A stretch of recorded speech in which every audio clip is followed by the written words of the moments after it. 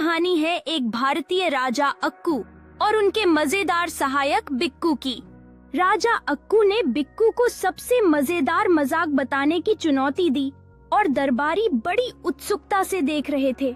बिक्कू ने एक भालू की मजेदार कहानी सुनाई और सभी दरबारी हंसते हंसते लोटपोट हो गए।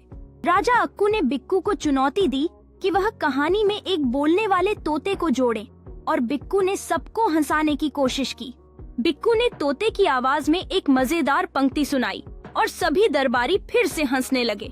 राजा अक्कू ने बिक्कू की परफॉर्मेंस की प्रशंसा की और सभी दरबारी तालियां बजाने लगे।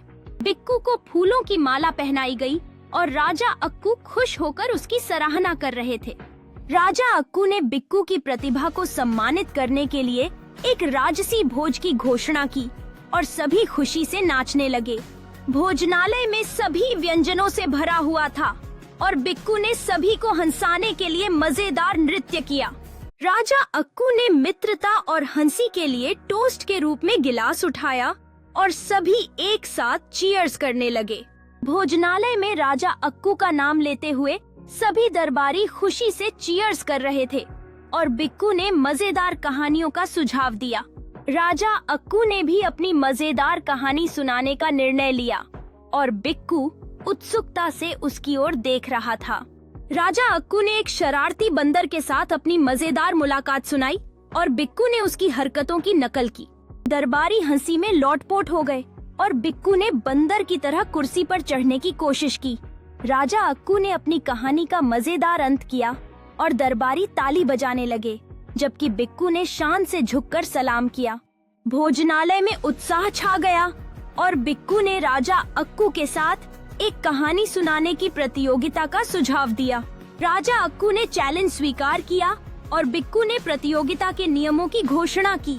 दरबारी अपनी सीटों पर बैठ गए और बिक्कू ने अपने टर्न के लिए तैयार होने की तैयारी की।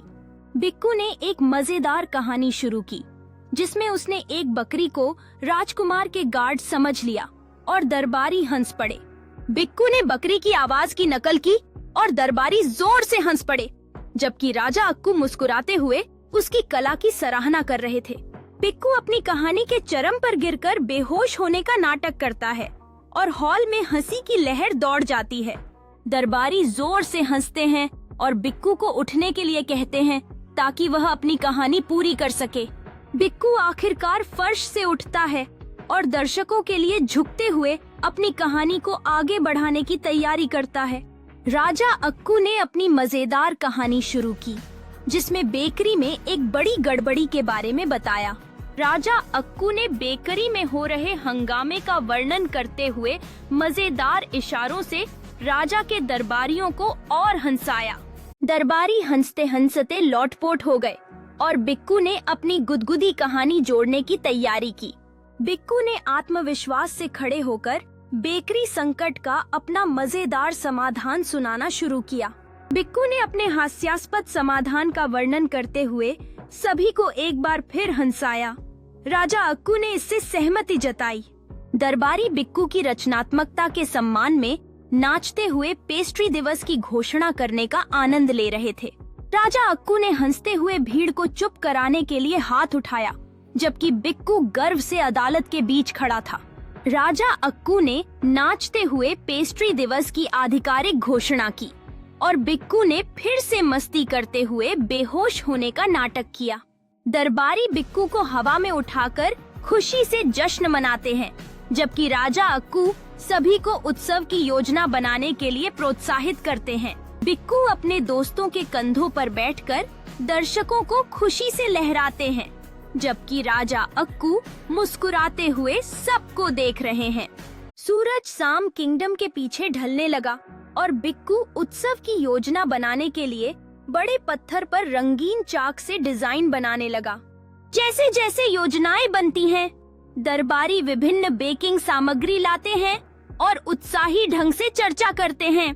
आंगन के एक कोने में रसोइये रंग बिरंगे आटे के साथ प्रयोग कर रहे हैं और बिक्कू उन्हें प्रोत्साहित करते हुए देख रहा है। जैसे जैसे उत्साह बढ़ता है, राजा अक्कू सभी को आगामी उत्सवों के बारे में एक महान घोषणा के लिए इकट्ठा करते हैं। राजा अक्कू रंगीन सजावट वाले छोटे मंच पर खड़े होकर सभी का ध्यान आकर्षित करने के लिए अपने हाथ उठाते हैं। राजा अक्कू ने नाचते हुए पेस्ट्री दिवस की आधिकारिक तारीख का ऐलान किया और भीड़ ने खुशी से तालियां बजाई और चिल्लाने लगी। आंगन में उत्साह स्पष्ट है, जबकि दरबारी दिन के लिए रचनात्मक विचारों पर चर्चा करने लगते हैं। गुड्डू एक जीवंत भीड़ में खड़ा है, जहां वह अपने दोस्तों के साथ आगामी चुनाव पर उत्साहपूर्वक चर्चा कर रहा है। उसके चारों ओर कोशी वॉइस नेताजी के रंग बिरंगे पोस्टर लगे हैं। गुड्डू और उसका दोस्त लड्डू एक टेबल पर बैठे हैं, चुनावी प्रचार के लिए विचारों पर मंथन कर रहे हैं। उनके चारों ओर चुनावी फ्लायर्स और नाश्ते रखे हैं। गुड्डू और लड्डू इलाके में घूमते हुए निवासियों को उत्साह से चुनावी फ्लायर्स बांट रहे हैं, जो चुनावी अभियान में रुचि दिखा रहे हैं।